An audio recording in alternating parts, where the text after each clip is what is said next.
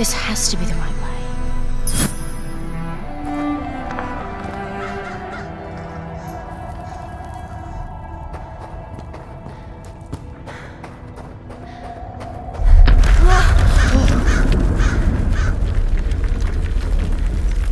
Before we continue, let's stop a moment and take a look at some of the key features of this demo. Much of what you see was built with Quixel Megascan assets, but instead of using the game versions, we used the cinematic versions, which would typically only be used in film. There are around 1 million triangles each, and thanks to virtual texturing, they all use 8K textures as well. Nanite can render an insane number of triangles very quickly. There are over 1 billion triangles of source geometry in each frame that Nanite crunches down losslessly to around 20 million drawn triangles. What does that many triangles look like? This isn't noise. These are the triangles, each a different color.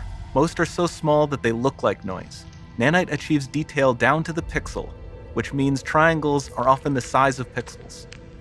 This amount of geometric detail requires shadows to be pixel accurate as well, and Nanite can do that too. Speaking of lighting, all of the lighting in this demo is completely dynamic, with the power of Lumen that even includes multi-bounce global illumination. No light maps, no baking here. Without GI, all of that beautiful lighting is gone. With Lumen enabled, we can move the light and the bounce changes instantly. Okay, let's keep going.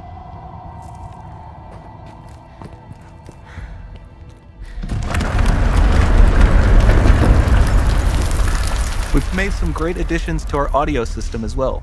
Convolution reverb allows us to measure reverberation characteristics of real spaces, like actual caves that we sampled, and reproduce them in virtual spaces. Sound field rendering allows us to record and playback spatialized audio.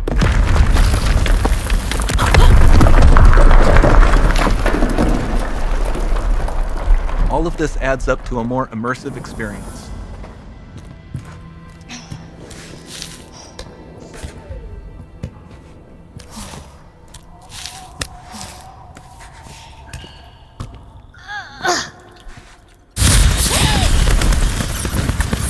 This swarm of bats was created with our Niagara effects system. Particles in Niagara can now talk to one another and understand their environment like never before.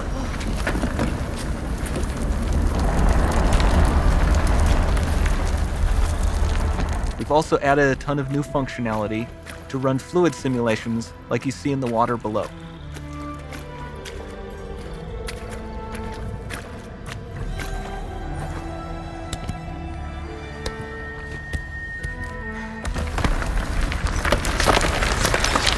The demo runs on our chaos physics system.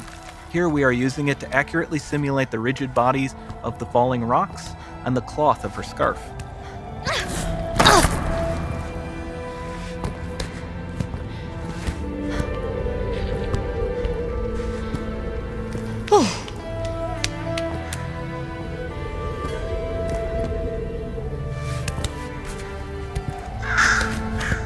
Now that the environment is so complex, we've needed to greatly improve our animation systems to adapt. We've added predictive foot placement and motion warping, which dynamically modifies IK and body position to look more natural. For the character to more realistically interact with the environment, we've added the ability to trigger seamless contextual animation events, like her hand on the door. That's promising.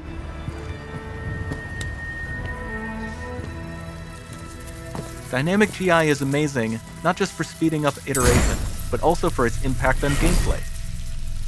Nice. Any light source can move while still having beautiful bounce lighting. Dynamic illumination means specular as well, which you can see on all the metal surfaces. You can even see the Niagara-powered bugs reacting to the light.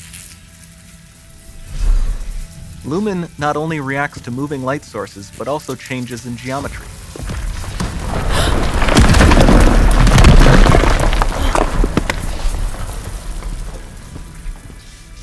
Remember we mentioned high poly assets? This statue was imported directly from ZBrush and is more than 33 million triangles. No baking of normal maps, no authored LODs.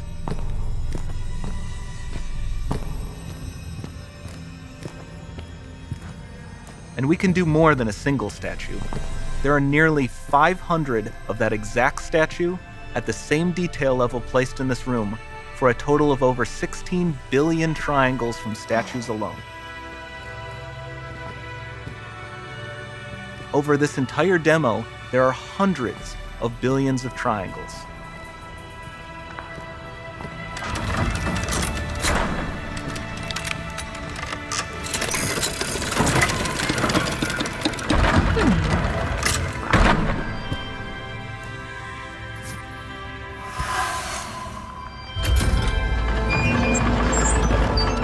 So with Nanite, you have limitless geometry, and with Lumen, you have fully dynamic lighting and global illumination, all running on a PlayStation 5.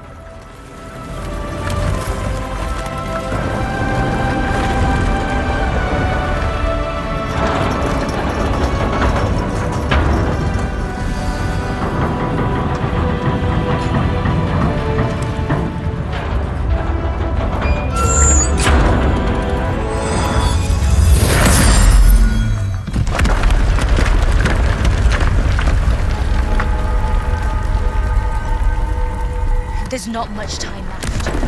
And this doesn't need to be constrained to small rooms. It can stretch all the way to the horizon. The portal, it's open. Don't fail me now.